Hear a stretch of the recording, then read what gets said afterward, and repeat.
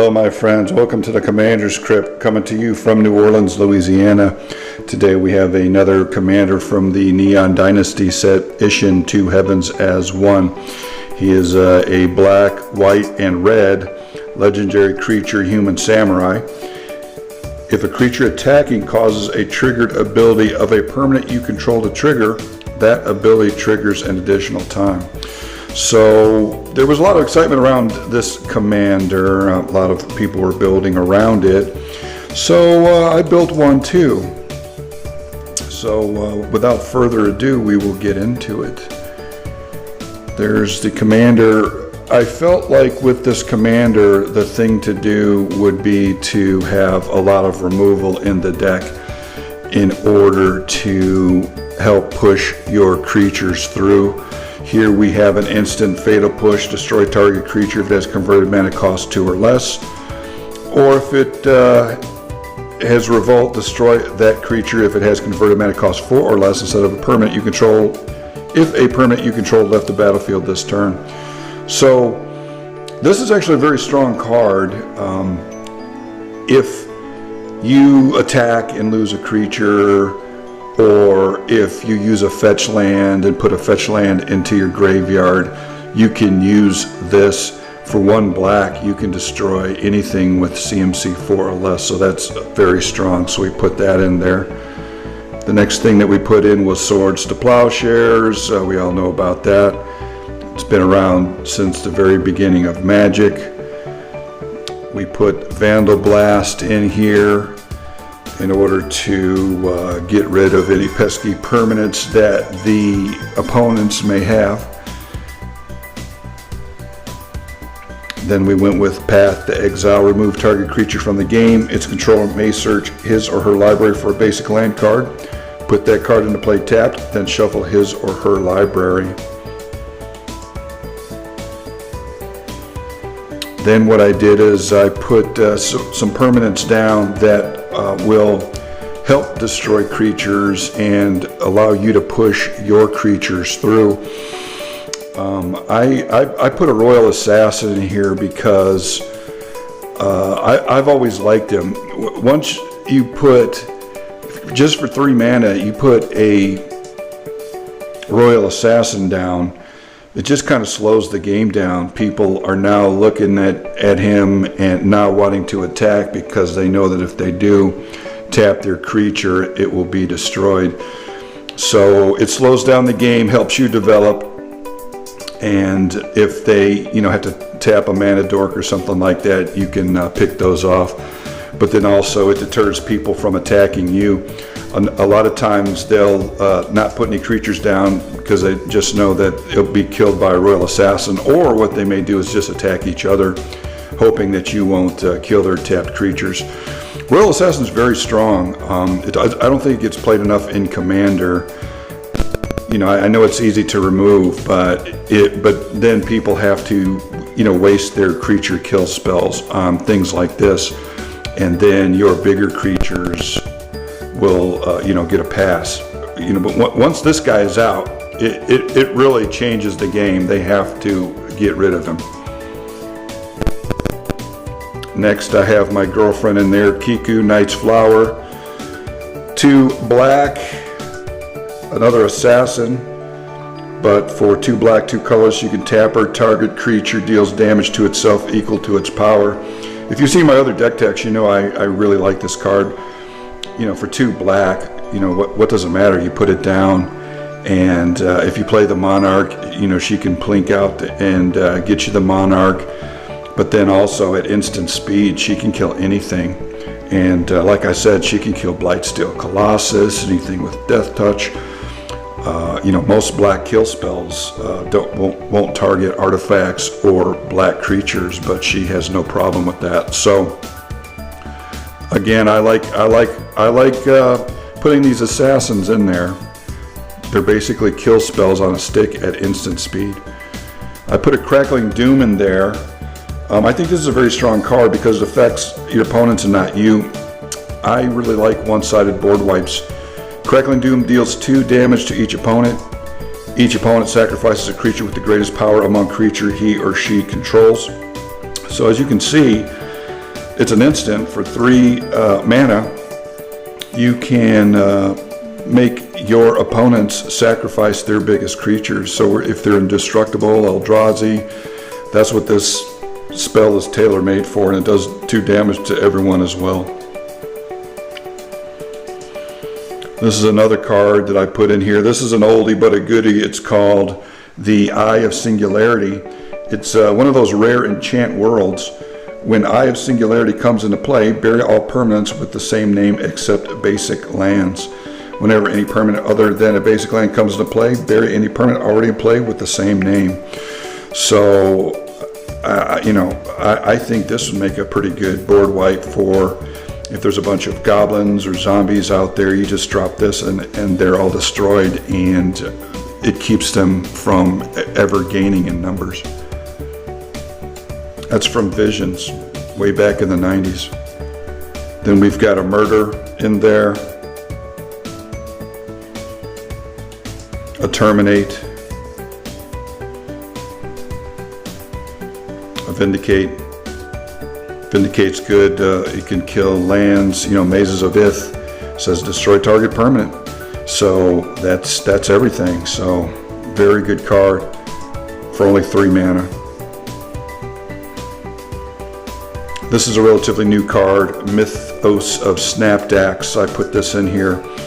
It looks like it would work pretty well in this deck because it's a sorcery with 2 white, 2 colorless, but the text box says each player chooses an artifact, a creature, an enchantment, and a planeswalker from among the non-land permanents they control, then sacrifices the rest. If black and red was spent to cast this spell, you choose the permanents for each player instead. So you cast this sorcery, and in the 2 colorless you use a black and a red, and now you get to just decide which of their enchantments, planeswalkers and creatures and artifacts they get to keep. They don't. So you will, of course, leave them with the crappiest, least powerful creatures and wipe the rest of the board. I think this is a very, very good card. Generous Gift, destroy target permanent. Its controller creates a 3/3 green elephant creature token. Same thing, kills anything at instant speed. Lands, planeswalkers, troublesome artifacts. One thing you're going to find that here at the Commander Crypt, one thing that we really love is one-sided board wipes, and that's the case here. Sunblast Angel flying. When Sunblast Angel enters the battlefield, destroy all tapped creatures. If everybody's attacking each other and you come to your untapped step, you play this during your first main, and boom, everybody's creatures get wiped out except yours. There's a lot of talk about board wipes, but there should be more talk about board wipes that are one-sided. If you're going to put board wipes in your deck, they should be one-sided. Like in Garruk's Wake, Sunblast Angel, things like that. That's why Cyclonic Rift is so powerful, is because it is basically a one-sided board wipe at instant speed. So, like I said, there's a lot of talk about board wipes, but there are enough one-sided board wipes out there now that's what you should be looking to put in your deck, in my humble opinion. Sky Sovereign Console Flagship. Okay, so that's the creature removal suite. Now we get into the beat sticks, and actually Sky Sovereign acts as both a beat stick but then also as creature removal. For 5 colorless, it is a legendary artifact vehicle that flies. Whenever Sky Sovereign Console Flagship enters the battlefield or attacks, it deals 3 damage to target creature or planeswalker an opponent controls. So as soon as you cast this, you get to bolt a creature, and then as soon as you attack, you get to bolt a creature, but because of Isshin's ability, that triggers twice, and so now you can kill 2 creatures or creatures up to 6 defense. So this is a very good card in this deck, I believe. Next is Flame Blast Dragon. 2 red, 4 colorless. This guy's basically a fireball on a stick. 5/5 flyer. Whenever Flame Blast Dragon attacks, there's the attack trigger, you may pay red and X. If you do, Flame Blast Dragon deals X damage to target creature or player. So as you can see, this could be very strong in this deck. Next, I put a Vorpal Sword in there. I wanted to have some win cons in here, so I put this in here. You're going to be, you know, with a lot of flying dragons and whatnot, so I put a Vorpal Sword in the deck.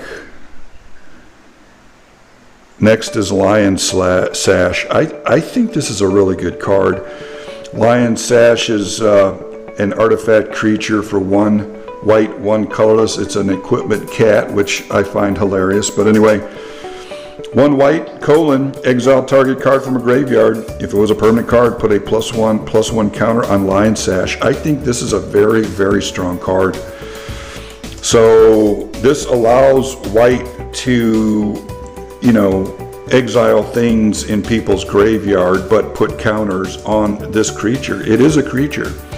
But then you could equip it to another creature, and that creature gets +1/+1 for each counter on Lion Sash. And reconfigure too. I think this is a very, very strong card.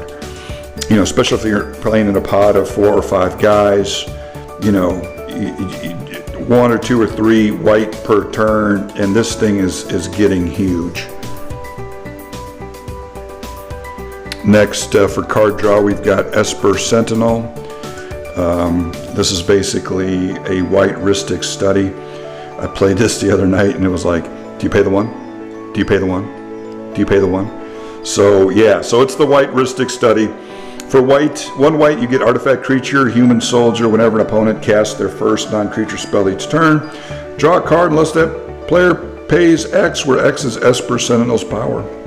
That's another thing too. You could, you know, pump this thing up, and then, you know, you're just drawing cards for free. They won't even be able to stop the ability.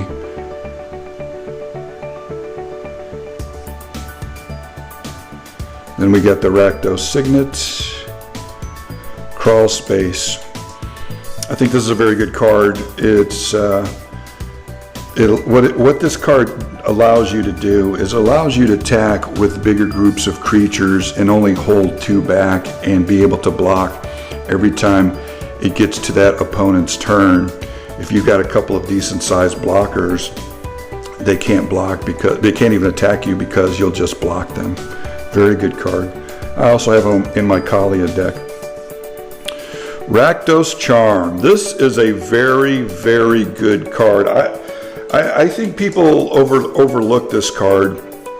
It's 1 red, 1 black, choose 1, exile all cards from target player's graveyard, or destroy target artifact, or each creature deals 1 damage to its controller.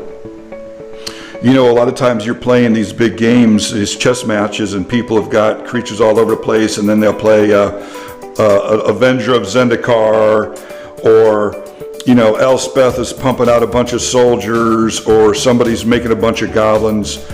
That's when this card really shines. I was playing a game against 2 opponents, and we were all at around 10 life. They were playing tier decks, and I was just playing a Strafon Precon with this in it. And one had an Avenger of Zendikar with a bunch of plant tokens out. Another guy had a bunch of soldiers out. And I drew this, and at instant speed killed them both. And they both looked at each other because, and they couldn't believe it because one was playing the Bard deck and the other guy was playing the Narset deck, and I was playing a Strafon Mauer Precon, and the one player said to the other, "Wow, we just got beat by a Precon," because I dropped the Rackdos Charm on him. But yeah, this is actually a very good card. I would put it in your deck. Then you've got the Boros Charm. Somebody goes to board wipe and you drop this, saving your whole team and all your permanents. Quicksilver Amulet. Anybody that knows me knows I love cheating creatures in. The faster the better. So in this deck we're going to put a Quicksilver Amulet and a Thran's Temporal Gateway. 4 colorless, 4 tap. You may put a creature card from your hand onto the battlefield. So yeah, this will help you get your Flame Blast Dragon out, you know, your bigger creatures. Luminous Ascension, if you've seen my other deck techs, you know I absolutely love this card. Every time, if there's white in my deck, this card's going to be in there. It's good to play early game. So when, you know, if you're in a big pod and second turn you play that second, it's going to go around the table. You're going to get the 4 quest counters that it needs, and now it's activated. And now at instant speed for 1 white, 1 color, you can now put out. Like I've said in my other deck techs, I've won whole games with just this 1 card. If they can't destroy it, then they're going to be in big trouble. There it is, Thran's Temporal Gateway. You may put a historic permanent card from your hand onto the battlefield. There are a lot of legends in this creature, but also in this deck, but also artifact creatures. Isareth the Awakener. For 2 black, 1 colorless, legendary creature. She's a human wizard, Death Touch. Whenever Isareth the Awakener attacks, you may pay X. When you do, return target creature card with converted mana cost X from your graveyard to the battlefield with a corpse counter on it. If that creature would leave the battlefield, exile it instead of putting it anywhere else. So I think this is very good. It allows you to pull creatures out of your graveyard when you attack. And what's better than 1 creature? 2 creatures. Fervor to give your creatures haste. Vampire Nighthawk, just because he's really good. People won't attack you when you put this out because they know that you'll just kill their big creature. And getting that extra life that he gives you is very nice. Chroma's Memorial, one of my favorite cards. I absolutely love this card.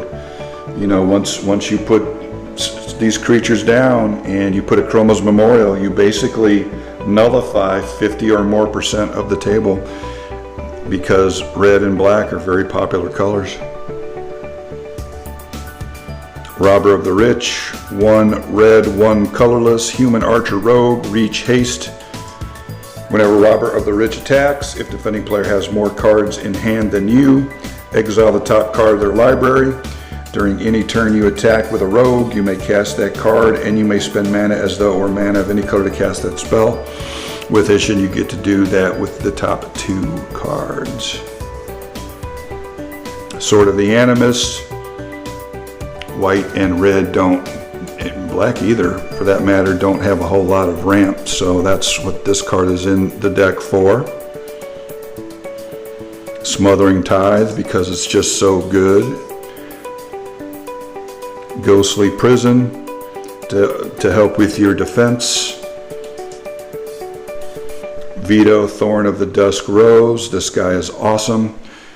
This guy will allow you to gain a bunch of life, but then use that life gain to take out other players for massive amounts of damage. Anger, again to give your creatures haste.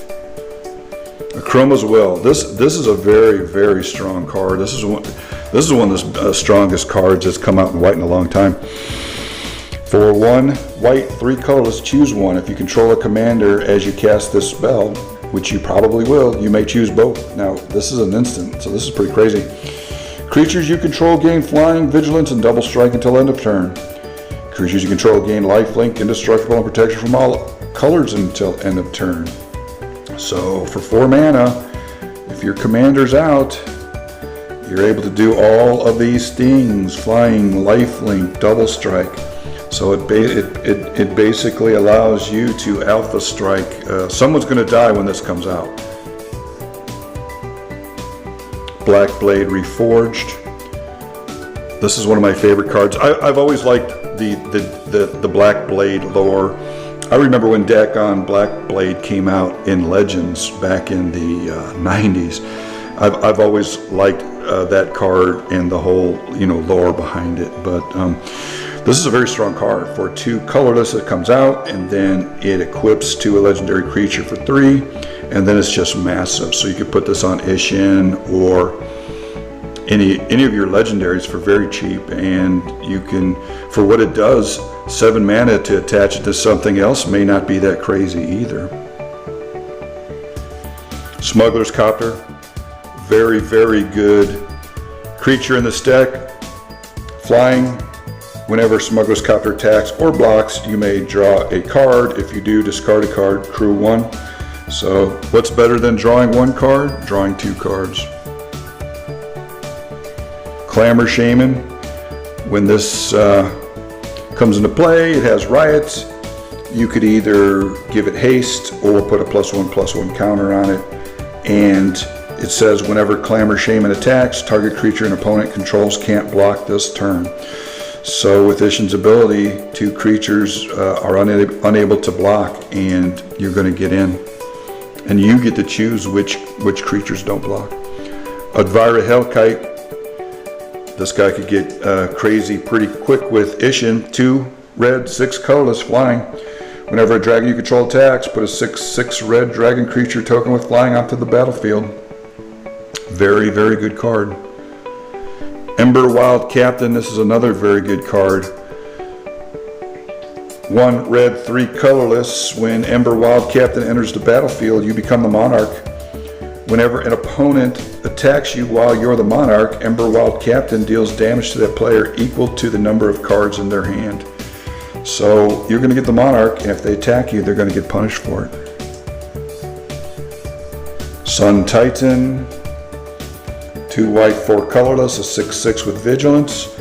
Whenever Sun Titan enters the battlefield or attacks, you may return target permanent card with converted mana cost 3 or less from your graveyard to your hand. You just keep bringing everything back out and attacking with it. Heck, you could put Isshin into your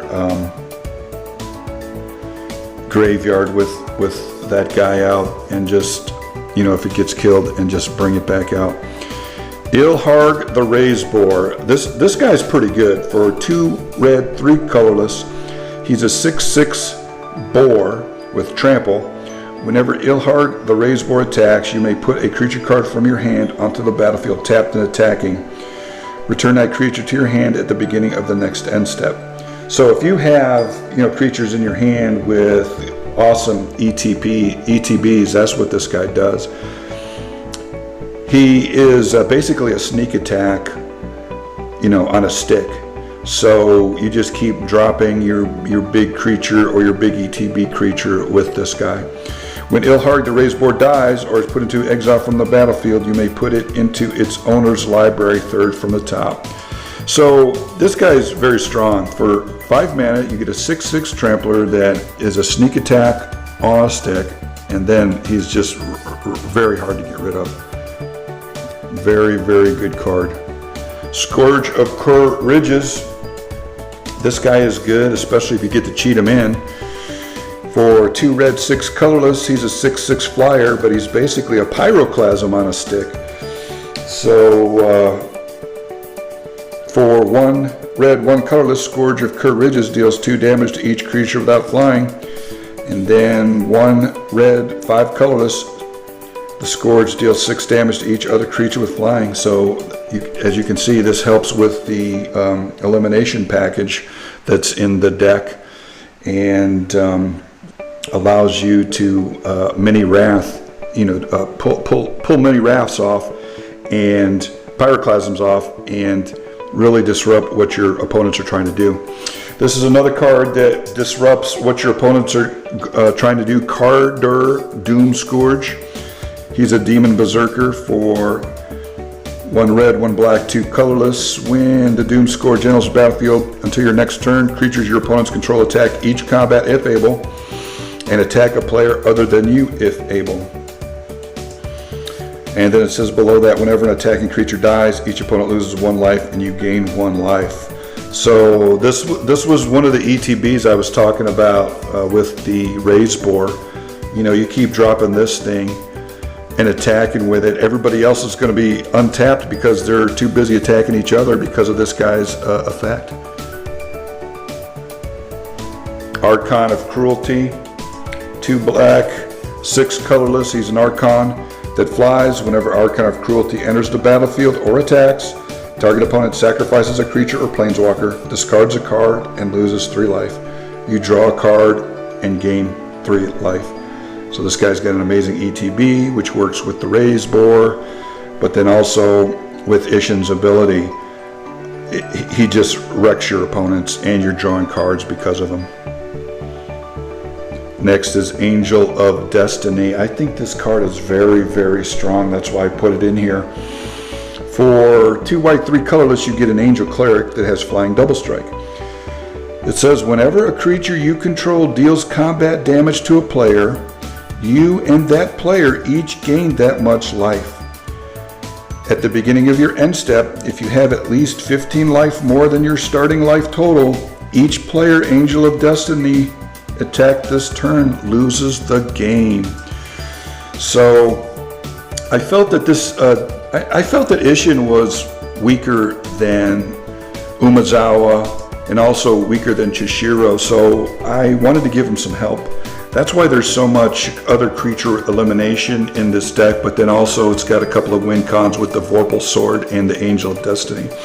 If we read this, what it says is, whenever a creature you control deals combat damage to a player, you and that player each gain that much life. So what's going to happen is that player is going to lose, take damage from the creatures, but then gain that much life, and he is not going to, he's just going to stay at what his life total was before you attacked.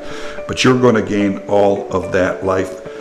So if you are, at 155, because the starting life total is 40, whoever you hit with this creature is going to die that turn. Very, very good card. Next we got Nephrox, Overload of Grixis, 2 black, 4 colorless. He's a legendary demon. He flies with Exalted. But what we're mostly concerned about here is his attack trigger. Whenever Nephrox, Overlord of Grixis, attacks alone, defending player sacrifices a creature. With Isshin's ability, that's going to be 2 creatures. And that's a sacrifice trigger. They could be indestructible and it doesn't matter. Meteor Golem. Just imagine if you had the raised boar out and you had Meteor Golem, and every turn you were dropping Meteor Golem and you were destroying an opponent's best permanent every turn over and over again.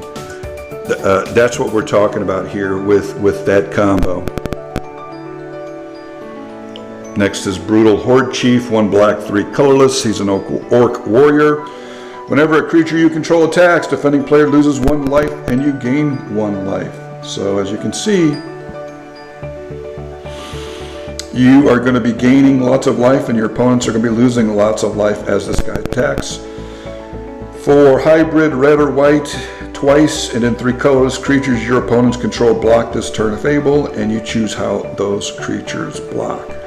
So then with that ability you can decide how your opponent blocks your creatures. Very, very strong card. It wasn't that expensive either. This is the man right here, Atali Primal Storm. He is 2 red, 4 colorless. When he attacks, exile the top card of each player's library. Then you may cast any number of non-land cards exiled this way without paying their mana cost. So if you're in a big pod, this is backbreaking. If people don't kill this right away, you're going to be casting the first top 2 cards of their decks, and your board is just going to be huge. This is a very fantastic card in this deck. Next is Gisella, Blade of Goodnight. Another legendary creature, flying first strike. If a source would deal damage to an opponent or a permanent an opponent controls, that source deals double that damage to that player or permanent instead.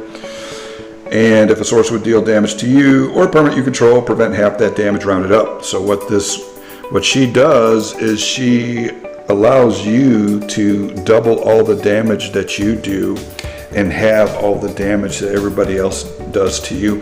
I've actually seen people play her as a commander, and she is actually very strong, even though she's got a high casting cost. She is very hard to beat once she is out. Next is Vengeful Ancestor. He flies for 2 red, 2 colorless. Whenever Vengeful Ancestor enters the battlefield or attacks, go target creature. So when this guy comes to play, you go to somebody's biggest creature to attack somebody else, and then when it attacks, you get to go to creatures with Isshin's ability. Then it says whenever a go to creature attacks, it deals 1 damage to its controller. So then it's doing all kinds of damage to each, to your opponents, but it's going to be doubled because of Isshin. Parhelion 2. This is one of my favorite cards. 2 white, 6 colorless, legendary artifact vehicle, has flying, first strike, vigilance. Whenever Parhelion 2 attacks, create 2 4/4 white angel creature tokens with flying and vigilance. They're attacking, crew 4. You see where this is going. You plop this down, and this card is a beast. I didn't realize how good this card was until I played it, and it's even better if you get to cheat it out with the Thran Temporal Gateway or the Quicksilver Amulet. But because of Isshin, now it's going to create 4 white angel tokens with vigilance, and you're going to hit with 21 points of damage. 2 rounds and somebody's done with this card.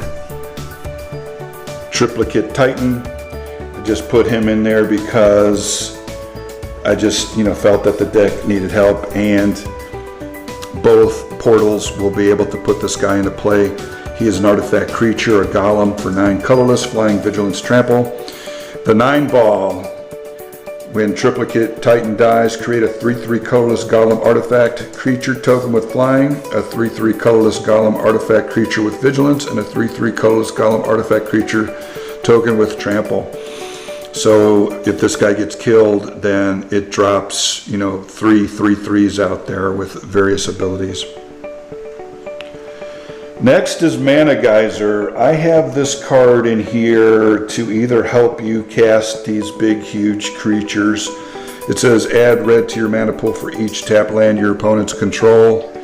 And in conjunction with this card, you basically win the game. So if you're able to get these 2 cards and it goes off, you're going to win the game.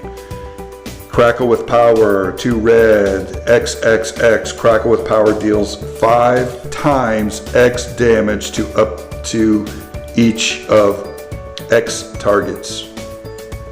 So as you can see, this card is very crazy strong. So that's another win con that we put in this deck. So I hope you enjoyed my video on Isshin Two Heavens as one. I really love making these videos, and I really hope that you enjoy them. I hope that you enjoy them half as much as I like making them. Like I said, we here at the Commander Crypt, we are a new channel, so if you would please like and subscribe. And if you can see right there, we've got the link to our Patreon. We are going to be doing Patreon exclusive content and contests. So if you like what we're doing, then whatever you think. So that's it. Coming out, we're going to sign off for now. I hope you enjoyed this, and I hope to hear from you soon. If you would, just please comment below if you have any deck ideas, or if there's anything that we can do better here. Thanks again, and I hope that you have a fantastic weekend.